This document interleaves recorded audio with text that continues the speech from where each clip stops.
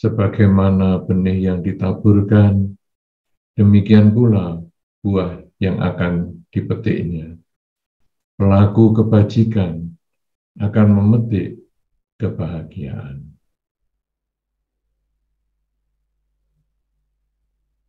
Menteri Sugito dan Samanira yang saya hormati, para Romo Ramani, para upasaka-upasika, serta semua saja yang mengikuti acara ini.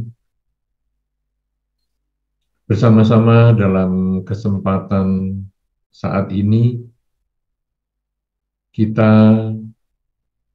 mengikuti upacara Sanggadana di bulan Katina yang diselenggarakan oleh Wihara Buddha Loka Tulungagung. Saudara-saudara,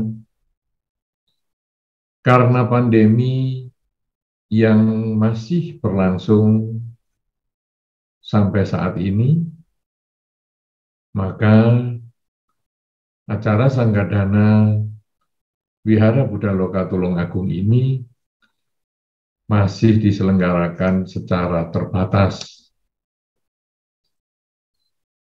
Hanya umat yang mungkin mengikuti di rumah, sedangkan yang datang ke wihara dibatasi hanya beberapa orang saja. Tentu saja mungkin ini untuk sebagian orang tidak terlalu memuaskan, tetapi ini adalah merupakan salah satu upaya kita umat Buddha membantu pemerintah dalam rangka memutuskan rantai penyebaran atau rantai pandemi COVID-19 yang masih berlangsung, walaupun sekarang intensitasnya sudah mulai berkurang. Saudara-saudara, meskipun mungkin kita tidak bertemu secara langsung, tetapi mudah-mudahan hal-hal yang hendak disampaikan di sini akan memberikan manfaat, mendorong kita semua untuk melaksanakan dharma dalam kehidupan sehari-hari, menambah semangat kita untuk melaksanakan dalam kehidupan sehari-hari, yang tentu saja buah kebajikan yang kita lakukan itu akan menghasilkan kebahagiaan untuk kita semua. Saudara-saudara, upacara Sanggadana di masa Katina ini menjadi penutup dari kegiatan 3 bulan para biku berwasa atau tinggal di satu tempat. Diceritakan pada zaman itu, para biku dengan jubah yang seadanya menghadapi masa wasa, masa penghujan, banyak kerusakan dan lain sebagainya di dalam jubahnya, sehingga para umat diperkenankan oleh Sang Buddha untuk mempersembahkan kebutuhan para biku, terutama adalah jubah. Saudara-saudara, kalau kita melihat secara dangkal atau di permukaan, maka kita hanya melihat upacara para umat mempersembahkan dana, jubah, dan keperluan para biku yang lain, misalnya obat-obatan, keperluan untuk mandi, serta yang lain-lain. Kalau kita lihat secara dangkal adalah seperti itu. Tapi kalau kita melihat secara lebih dalam, maka upacara Sanggadana ini bukan hanya sekedar seorang umat mempersembahkan kebutuhan para biku, tetapi seorang umat berpikir bagaimana mengkondisikan supaya biku ini bertahan untuk waktu yang lama. Karena kalau para biku bertahan, maka para biku mempunyai kesempatan untuk mempraktekkan dan berbagi dharma, yang tentu saja juga memberikan kesempatan kelestarian ajaran Sang Buddha. Jadi, kita lalu melihat sekarang bahwa persembahan Sanggadana ini bukan hanya sekedar materi, tetapi persembahan Sanggadana ini menjadi upaya kita bersama mempertahankan Dharma. Sehingga Sanggadana ini bermakna Dhamma Dana. Karena para umat mendukung kelestarian Dharma. Sehingga dapat dikatakan sebagai Dhamma Dana. Dan tentu kita sudah pernah membaca bahwa dari semua dana, Dhamma Dana lah yang tertinggi nilainya. Saudara-saudara, kadang-kadang memang di antara kita ada yang pandai berceramah, sehingga dia bisa mengisi kehidupannya dengan berbuat kebaikan, dengan berbagi dharma, dengan ceramah di satu tempat, tempat lain, dan sebagainya. Namun ada beberapa orang yang kurang memiliki kemampuan berceramah dharma. Kadang-kadang untuk berdiri ataupun berbicara di muka umum pun timbul kegelisahan atau kegugupan. Tapi dia pandai bernyanyi. Nah, sehingga umat Buddha bukan hanya pandai berceramah, tetapi kalau memang tidak punya kemampuan untuk berceramah, dia juga bisa berdana dhamma dalam bentuk lagu. Sehingga mungkin kita bisa menyanyikan lagu Buddhis yang tentunya lagu Buddhis ini juga berisi tentang pelajaran yang mendorong kita melaksanakan dharma di dalam kehidupan sehari-hari. Kalau ada orang mungkin kurang mampu berceramah, mungkin kurang mampu menyanyi karena suaranya kurang bagus, mungkin dia bisa menulis. Menulis itu pun tentang dharma, misalnya menulis artikel, mungkin artikel itu dimuat di Facebook, artikel itu mungkin dimuat di Instagram, artikel itu mungkin dibagikan melalui WA group, maka itu juga termasuk upaya berdana dharma, yaitu mendorong orang yang membacanya bersemangat melaksanakan dharma. Sehingga diharapkan setelah bersemangat melaksanakan dharma, juga bisa merasakan berbahagia di dalam dharma. Kalau sekarang ceramah mungkin kurang memiliki kemampuan, menyanyi juga kurang memiliki kemampuan, menulis juga kurang memiliki kemampuan, maka bisa juga kita berdana untuk membantu kelestarian dharma seperti dengan mengikuti Sanggadana di masa Katina ini. Jadi kita dengan sebagian milik kita merelakan sebagian dari milik kita untuk kelestarian dharma. Ini pun adalah dhamma dana. Nah, saudara-saudara, jadi banyak sekali upaya kita untuk berbagi dharma. Bahkan, kalaupun kita tidak memiliki kesempatan untuk berdana dharma seperti pada kesempatan saat ini, dengan mempersembahkan jubah dan lain sebagainya, walaupun Wihara Buddha Lokatulungagung sudah memberikan kesempatan cukup lama untuk mempersembahkan jubah maupun kebutuhan-kebutuhan yang lain, maka kita berperilaku yang baik pun, sehingga kita bisa menjadi contoh di masyarakat, contoh untuk keluarga sendiri, contoh untuk anak-anak, contoh untuk teman-teman, contoh untuk tetangga, dan lain sebagainya, teman pergaulan dan lain sebagainya, contoh perbuatan baik, contoh ucapan yang baik, contoh cara berpikir yang baik, itu pun sudah termasuk dana dharma. Karena ketika orang melihat perilaku kita yang baik, ketika melihat ucapan kita yang baik, ketika melihat cara berpikir kita yang baik, mungkin mereka akan melihat, oh inilah hasil melaksanakan dharma. Inilah buah dari sebuah pohon dharma. Karena kita masing-masing di dalam masyarakat sebetulnya adalah dharma duta. Kita di dalam masyarakat ini disoroti, dilihat oleh lingkungan kita, umat Buddha ini kelakuannya kayak apa? Apakah umat Buddha ini kelakuannya baik, ucapannya baik, cara berpikirnya baik?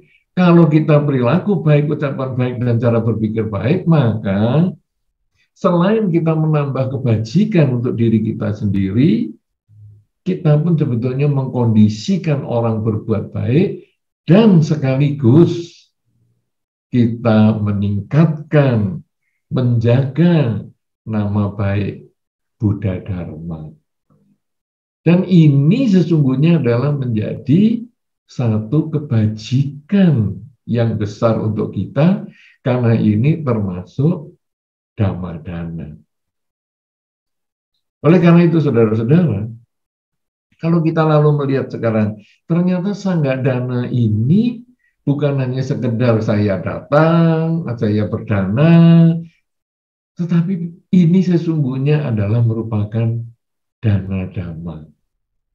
Ini sesungguhnya adalah upaya kita mempertahankan dharma agar lestari di muka bumi ini. Tapi ternyata bukan hanya kita dalam upacara Sanggadana saja kita bisa berbuat baik, tetapi ternyata justru yang penting di kehidupan sehari-hari kita berusaha memancarkan pikiran yang baik, ucapan baik, dan perilaku yang baik. Nah sekarang baik ini bagaimana?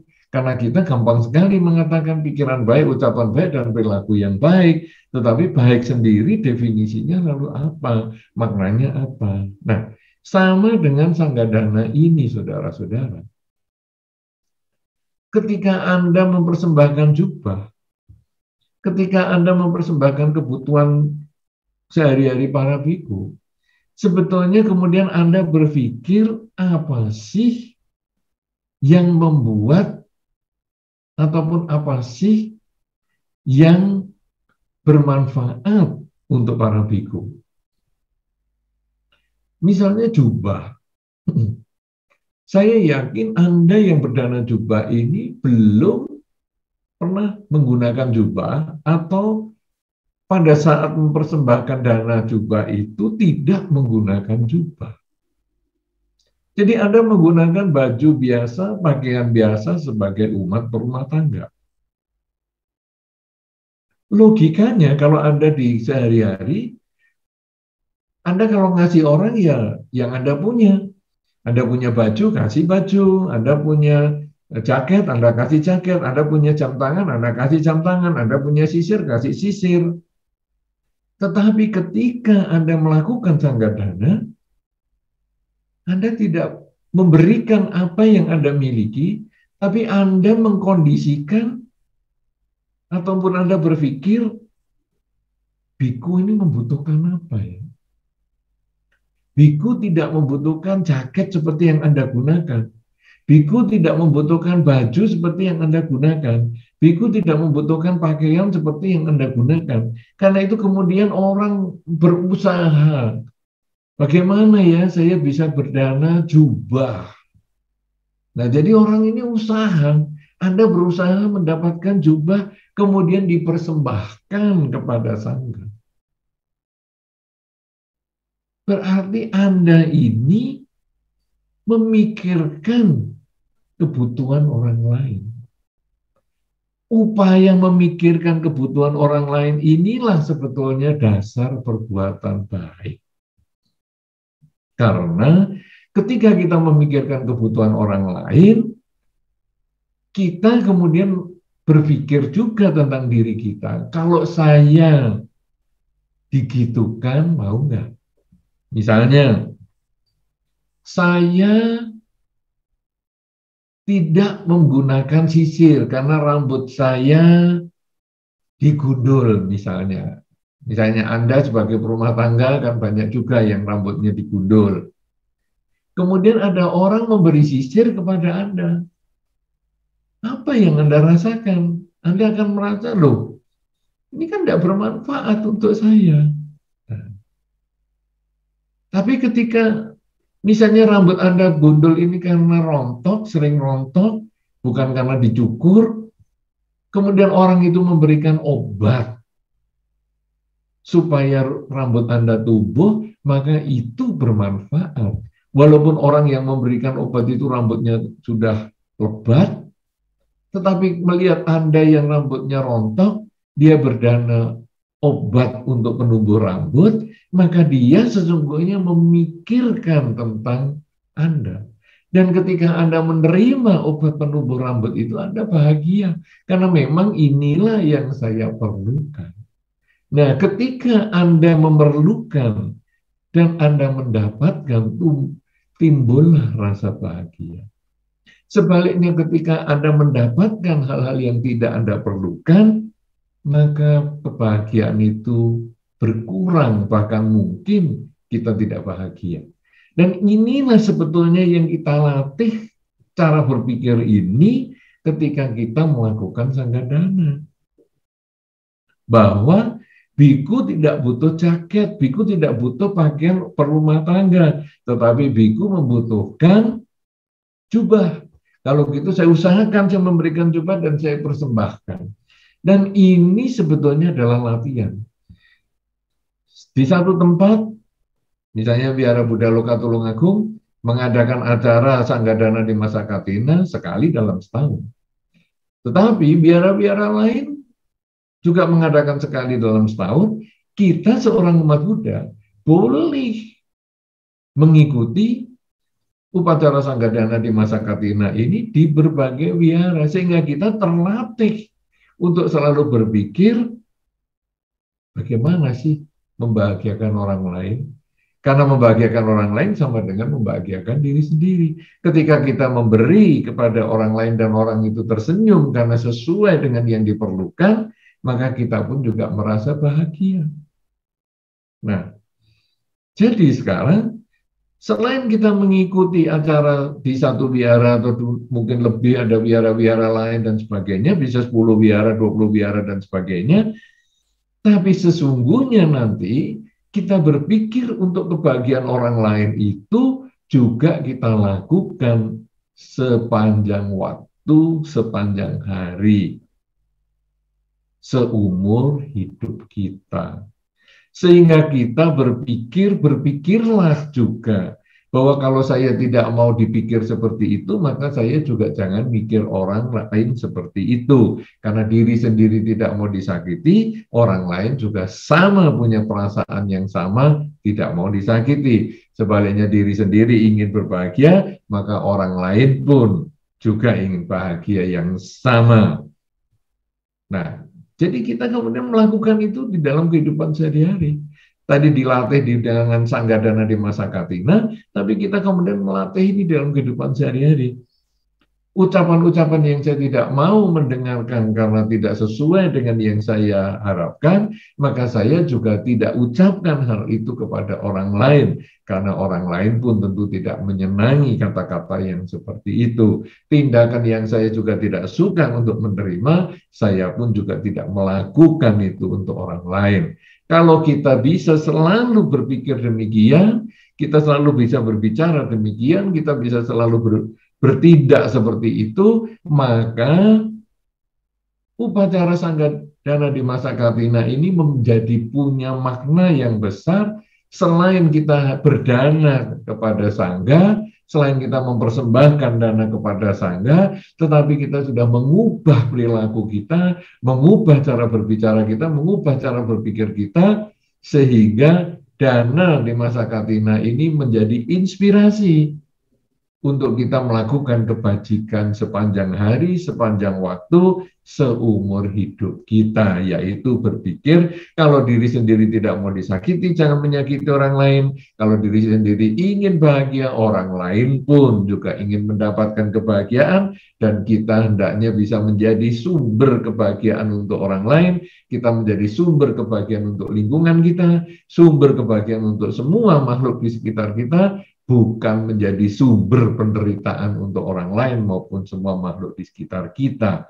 Kalau hal ini kita bisa lakukan, maka kita menjadi contoh nyata umat Buddha di lingkungan kita masing-masing. Orang akan melihat, wih, umat Buddha luar biasa, karena umat Buddha ternyata menjadi umat yang baik, baik pikirannya, baik di dalam berbicara, tutur sapanya, baik di dalam perbuatannya, dan ini akan mengangkat nama baik Buddha Dharma, mengangkat nama guru Buddha Gotama, mengangkat nama ajaran Sang Buddha ini di dalam masyarakat sehingga mempunyai nama baik. Dan itu adalah merupakan dhamma dana. Tanpa kita berceramah, tanpa kita menyanyi, tanpa kita menulis buku, tanpa kita berdana kepada para biku dan sebagainya, tapi dengan pikiran baik, ucapan baik, dan perilaku yang baik, sehingga menjadi contoh nyata di dalam masyarakat seorang umat Buddha yang baik, itu sudah termasuk dhamma dana.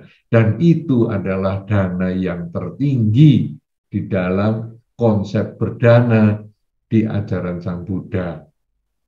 Oleh karena itu, saudara-saudara, janganlah kita hanya berhenti pada upacara Sanggadana di masa Katina pada hari ini, atau mungkin upacara Sanggadana di masa Katina pada hari-hari yang lain, di wihara-wihara yang berbeda. Jangan hanya berhenti di situ.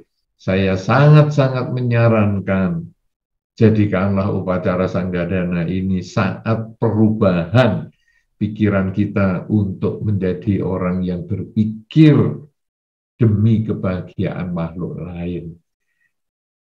Karena itu, kalau kita bisa seperti inilah, saudara, kita sudah melaksanakan dharma yang memberikan manfaat untuk diri kita dan orang lain. Dan di dalam dhamma juga disampaikan bahwa mereka yang melakukan kebajikan terus-menerus sampai akhir kehidupan, maka orang itu akan memperoleh kebahagiaan.